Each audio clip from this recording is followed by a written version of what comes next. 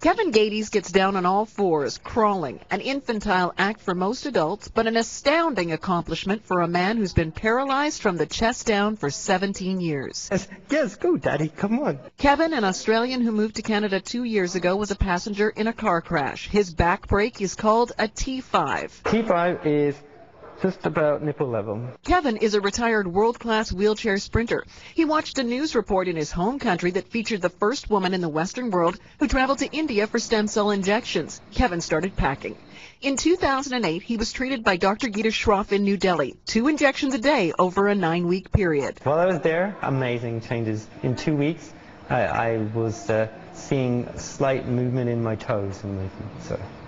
And in 15 years previous, nothing like that? 0. The India clinic uses embryonic stem cells. They have been derived from a single spare throwaway pre-implantation stage embryo.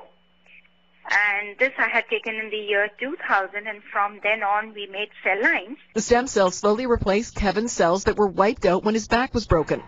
1 year after the procedure and a decade and a half of full confinement in a wheelchair, Kevin began walking. It's hard, it's small, but it's possible. I can put it all together now. Kevin's going to be heading back to India sometime this fall for one more treatment, but what he'd really like to see is this kind of medical advancements happening in Canada. Dr. Shroff wants to share the stem cells, but her procedure is illegal in our country. We have been able to store it in a ready-to-inject form, and this ready-to-inject form is viable up to 6 months if we store it carefully. Tomorrow on A News, the ethics and politics of stem cells. In Victoria, Mary Beth Burton, A News. Is